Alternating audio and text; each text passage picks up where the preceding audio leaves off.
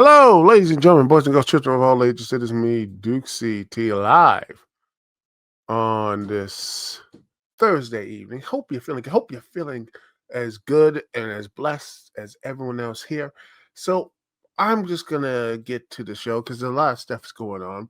A lot of stuff's happening. We have some stuff here that is the stuff like that. You have like Nick Hogan getting let me just see if I can find this stuff here. Nick Hogan being trained by Brian Idol so he can be a wrestler. So yeah, I expect him to be a WWE champion. He will be champion by 2027, if not sooner. So get all your rage out now. So get ready for that and be um just get ready for that and just embrace it. Uh but yeah, we have a lot of stuff happening. TNA still doing the stupid stuff, which is storyline between this whole Mike Santana stuff here with the NXT legitimately job squad. And that's the problem. And then you have like I don't know, it just feels to me they are, they don't have any ideas with TNA. I mean, they took a 4-week hiatus after Bound for Glory, a show that had the crowd chanting not once but twice BS. Um, then you had Mike Stan finally win, then have him lose in his first title defense, and with Frankie Kazarian, who finally gets a championship match, but you're like, oh, yay, it's a little too late for that.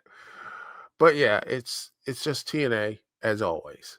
But they keep moving on. Remember, they're the second greatest company ever. So anyway, that being said, remember, like, comment, and subscribe to all that good stuff. Like and want to make sure that you have a good time here in the lounge. Anyway, let's get to AEW Full Gear. We got a full card here, so let's get the stuff here first. It's this one right here. This the first time. Hey, what's up? Wrestling Racer. What's up, man? How you doing? Hope you're feeling good.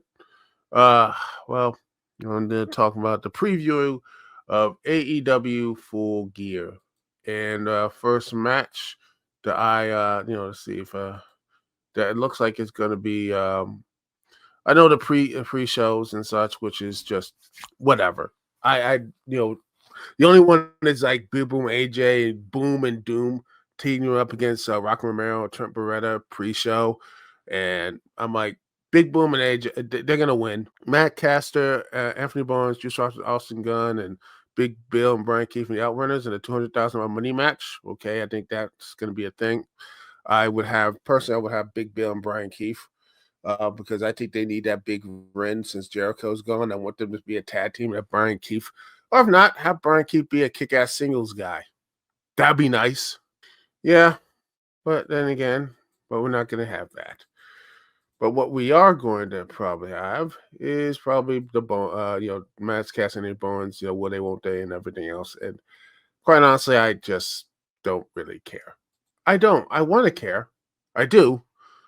But I don't know what this whole thing's going, but maybe, who knows?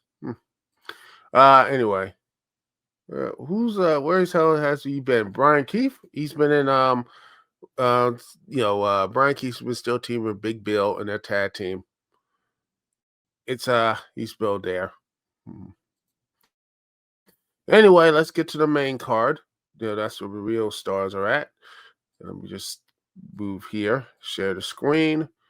And this is the tag match that looks like it's probably going to be really good. Hopefully. FTR with no host Stokely in that corner, taking on Brodito. I think Brodito will probably lose here. I think the tag belts are going to go to FTR, and you'll have set up Edge Christian again because sure, why not? But yeah, I wish I would love Brodito to stay as a tag team to look really good.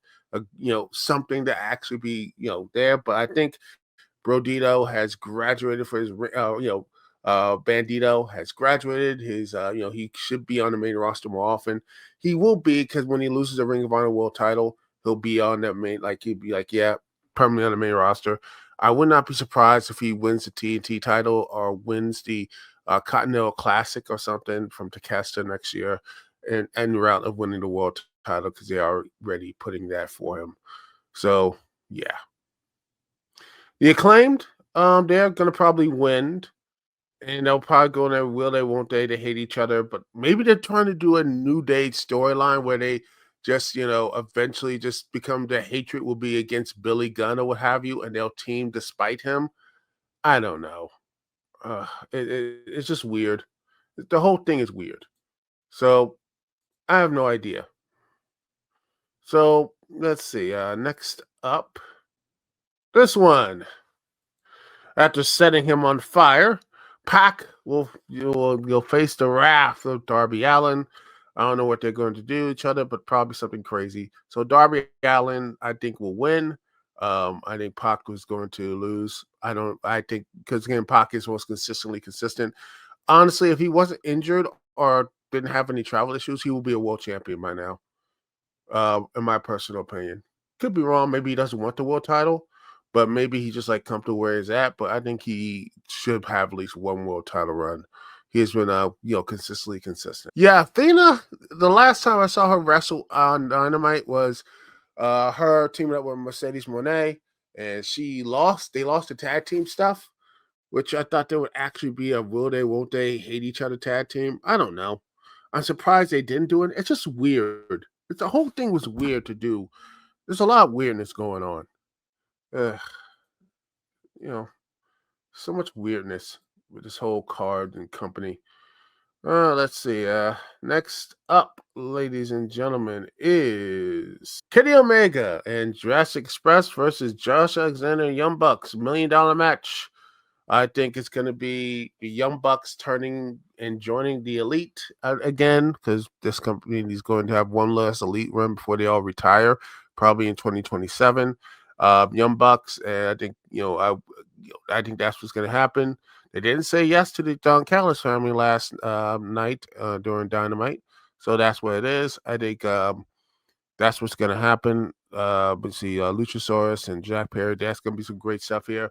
And Josh Alexander and Kenny Omega, they teased that in Impact a couple years ago when they did their thing, AEW Impact and everything. So I think Kenny Omega, Josh Alexander, they're going to show some good stuff. I would not be surprised if it's going to be Kenny Omega versus Josh Alexander, probably at World's End, if they do it right. Hopefully everything works out then. Then we get to, let's see, other stuff, the card. If I can find another the card and everything else. Let's see.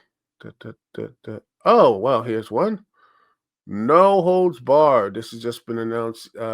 Yeah. The Darby Allin has 3 months to elevate the ratings. Well, Blood Guts got over 600 views on the threshold thing. But then again, ratings and all that stuff, I don't think it matters as much um, as nowadays because let me tell you, ratings used to be a lot bigger like 10, 15 years ago. Just looking at the old stuff, Raw and SmackDown got threes and fours. Now they barely get. I mean, there's nobody watches cable anymore. It's all digital. Everything's digital now. It's all here on the internet. But anyway, since that's not bringing stuff that's going to be on the show, there's going to be terrible transition. But anyway, let's get to something that is going to be a very interesting match. John Moxley, Kyle O'Reilly, no holds barred. This is going to be one of those long cut, because the matches they had previously were really good. Nice technical wrestling, and I'm a fan of. I think Kyle wins, and hopefully Moxley start the spiral happens, and then Kyle actually does something with this momentum. That'd be actually nice. And, it'd be something interesting. That's what I want. Something interesting to happen. So yeah, I'm looking at WWE is the match potential, and AEW is not getting. Well, as rumor has it, and maybe it isn't. They said it confirmed it months ago. I think it was like earlier this year. They said it got over 500,000 viewers watching Dynamite on Max. I think it's real. I don't know if it is or isn't. They don't have it's all tied up in the vest. Maybe it is true. Because again, majority of people today don't watch television. Because if people love cable, why did WE went to Netflix? Going to ESPN, these apps and everything. Cable is dead, and we need to look at more instead of ratings. You have to look at what how ticket revenues, pay per view buys, everything else. That's what should be the metric of that. Dean Ambrose needs to retire. Yeah, I think, but I will get to that. Trust me. There's a whole little rant I have for all the people, Dan Amber, John Moxley, all that stuff should leave and such later on to the show because I have a whole thing. You see the called W 2010s nostalgia. Oh, I'm gonna get into that rant and hopefully you stick around and hopefully people else stick around. By the way, like, comment, and subscribe, all that good stuff, and share this and everything else. And by the way, I will be putting the episodes here on the other channel, the Duke CT main channel. I need to be more responsible of that. Hopefully up quicker. The last segments were up there today, yesterday actually. Last night I put it up there after Dynamite. I'm gonna do that a lot more earlier, so you can listen to this stuff on the Duke CT channel and all that good stuff. Anyway, let's continue on this the whole thing here. Next up, it is the AEW Full Gear Casino Gauntlet match to determine the first AEW National Champion. Right now, you have the Hurt Syndicate, Baba Lashley, and 1 and 2, Shelton Benjamin. Then you get Speedball. Then you have multiple other people. I think Ricochet and his the man are going to be there. And who knows what type of craziness there. And by the way, this is the national championship and top prize in Georgia Championship Wrestling. One of the most, this is the historic stuff here, and also another title belt, which, yeah. And by the way, technically, I know NWA got a little angry at that, say the national title is theirs and such. Here's the thing: the national title is actually under uh and is the United States Championship, the WCW US Championship. It then became, when WWE bought it, it became the WE United States Championship. And I think the lineage is Ilya Dragunov. Yes. So he is the true holder, if you want to be real, ladies and gentlemen, no history. Dragunov is the true national um champion because it was fused by the US Championship by WCW Jim Crockett was way back in the 80s. So yeah, it was a long time ago. But yeah, this is something that they do, and I just sit there and I'm like, oh boy, fine, whatever, another belt. And maybe this is a reason why they're doing it, is so they can have belt a person like Orange Cassidy did, go across the world and be like, hey, here's my championship. We're gonna go and challenge the partnership we have. Well, I'm like, fine. I don't know who's gonna win it. Personally, I think Ricochet could do it. Um, someone, maybe Kevin Knight, that'd be nice. See who else. Maybe one of the Martins and stuff, the Dante Martin or something like that. Uh, Someone that, instead of someone to be a really big champion, to say, hey, this is something really big and important. I would like to do something interesting with that belt, but who knows? But then, my fear is just it's going to get lost in the shuffle because AEW has too many belts. It's getting up there with CMLL because they got like a billion championships. And then WE has so many belts. I mean, you have, again, do I have to name all the WE titles? Those, too many main companies have too many belts. You got, like I said, I don't even count NXT, but if you want to, whew, both main companies have too many championship belts and not enough interesting wrestlers or characters or stories to be placed in them. But yeah, yeah, these petition, yeah, that's actually sad but true.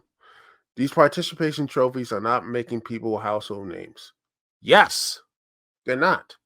Do people really care for the US championship? No one cared when Julia held that belt. And no one really cared for anyone else beyond Chelsea Green. And when Chelsea Green retires, it's like, no one's gonna care. Becky Lynch made that Intercontinental Championship mean something, but yet Maxine, the story with Maxine was good, but I feel once she gets that belt, it's gonna go right back to like the Liv Valkyria and everything else. Workhouse title, but completely forgotten. That's what it is. Too many belts, not enough stories, not enough like, why should I care? Why should I build up these things? And people were talking about it. I didn't actually care. I'm gonna say I didn't watch much of the whole W while she was in it. It's just like she probably put herself in it because she realized that that championship was completely um like it was a pointless. It was in the same path of the United States Championship irrelevance, and Becky Lynch, like her, hate her, or everything else, she's relevant. So she's trying like, let me just build up this relevance championship and make it as relevant as possible. And I think she did that, but honestly, it kind of hurt the women's world title because right now, who is Stephanie Vaquer facing? Who is her like big opponent? Who is it? You know what I mean? Who is going to be that huge opponent that is going to be like, wow, okay, who's that? It's Nikki Bella. But again, saving that for the rant. I'm saving that a bit. But yeah, but like I said, this another championship. But yeah, here we are. Kyle Fletcher versus Mark Briscoe. Oh, another rematch, which is fine. I'm like, okay, tells a story.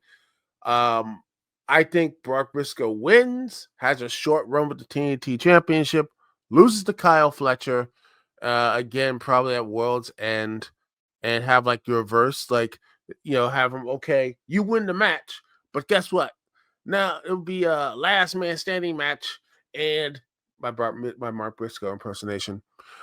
It will be a last man standing match. But if you lose, Fletcher, you got to join the collaboration, and we're gonna make sure you can collaborate, and you're gonna have all this stuff. That's my Mark Briscoe thing. So I think that sets it up. And we're at the finale, and it'll be the last time they ever fight ever again, and we just move on from this. Kyle Fletcher will continue on to fight, and we'll have a two-time championship run, and I would have him. I don't know who beats him, and he moves up the card. I don't know who, but it would be just like fine, whatever. Yeah, you know what? That could be true. Mark Briscoe is, yeah, he's a quiet taste. I'm like, as long as it's just not across the show, and I don't want him to. I think he's going to win, and I think it's going to be Kyle Fletcher and all this stuff. So yeah, I'm just a little bit tired of all the rematches and all that stuff. I just think we should have um just matches that are just like, hey, here we are, the match, and we're done, and move on. That's what I personally believe. You know, that's just my personal opinion.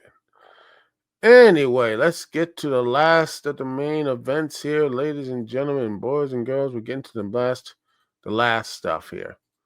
Uh-huh. So this is an old one. Okay. Let me just go back here. All right, this match right here. It is going to be for the AEW Women's World Championship match. And it is going to be Chris Statlander versus Mercedes Monet. And it is going to be in this time. Oh, yes. This is the third time they went. Last two went to Monet, and now for get this right here. And some say this should be the main event. And I wouldn't be surprised if the AEW pulls that and makes it could be a main event. But I would not be surprised if this would be the middle card here or something like that, because I think they're going to do some other things to build up here for the main event with AEW Men's Championship. I think Chris Statlander retains. Mercedes Monet gets the start of the downfall. She loses all the belts. She loses the TBS Championship. You know, I, I would say Athena wins it, but she's busy. She's probably going to lose the title to Persephone if um, at at Final Battle, but maybe at World's End she loses the TBS Championship, and then she loses the Ring of Honor TV women's TV title to I don't know who maybe I don't know. Maybe Persephone could actually do that. But then, maybe it'd be someone from CML. She wins that again, and you have she keeps losing and losing and losing and lose, and then maybe when she lost everything, then she finally gets that world title at all in next year. So that's probably what's going to happen, and I honestly think it is. No, she's mixed. Yeah, she's not selfish. She's actually building her stuff up, but that's just my personal opinion. I don't think she's a selfish white woman. She's elevating these championships and everything else. Because remember, she goes to those indies, it's a full house. People show up. They sell out those shows just for see Monet. So they want the full house. So yeah, she want the full house, and she's gonna get the full house. And that's what they have and everything else. So yeah, that's why that's what it is, and I think that's what's going to be in the the whole stuff here. Let's see. Now we get to well, like I said, my personal opinion, and then this one, ladies and gentlemen, we get to our main event for the AEW Men's World Heavyweight Championship, as Hangman Adam Page takes on Samoa Joe, one half of Trio Champions, inside a steel cage. Hangman wins in a bloody and decisive fashion, and I believe either MJF or maybe Swerve Strickland shows up and then challenges for that belt next time. I think at World's End. And I don't know, MJF probably dethrones Hangman, maybe. So that's gonna be something if you want to close the show off right there. So who knows? I think he might be that will be something to see. And I know it's old and it's been early this year and people have moved on. I will still say this. Powerhouse Hobbs should have beat Moxley at that Dynamite and should be still your world champion. The move was right. They should have pivoted there, and I still believe that in my heart of hearts. I know, I know that's still my take. I still believe that. I know Hobbs has some good moments here and there, but I truly think he should be your world champion this year. It should be that. Could be wrong, but yeah. Um, that's just my personal opinion. And I want to hear y'all thoughts on that. Like, comment, and everything else here. Let's see. Yeah, he should. I still say Hobbs should be your world champion. He should be there. It's just like when he gets something interesting, he's a part of a group. He's like, he has to be part of a true T Marshall. Oh, he's gonna be part of the Don Callis family. Oh, he's part of like the this, that, and the other and the third. He needs to be by himself, and I think he can do that. And when he does, he should be the biggest world champ. That should be it. But yet, that's just my personal opinion. I believe he should be that guy. And maybe call me nuts, call me crazy. Maybe next year. I know it sounds like a sad sports fan. Everything else when the team continues to lose and back, the old saying, maybe next year. But maybe next year, maybe we will have Powerhouse Hobbs, not just in a main important role, but he is going to be that main character on the damn show. But that's just my personal thing. Leave a like, comment, and all that good stuff there on the program.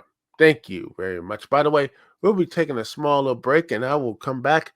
When we do come back, ladies and gentlemen, we got to talk about WE and nostalgia, 2010s nostalgia, to be frank, and all that good stuff. So sit back, relax. We'll be right back right after this. And when we do come back, oh, I got some things to say about the recent Monday Night Raw, the recent 2010s nostalgia, and everything that WE has been doing for the past year of the booking and everything else. That has been a waste of time and all these other things. So stay tuned because we'll be right back right after this. And let's do some nice OC remix stuff here live on the Dukect Lounge. We'll be right back right after this.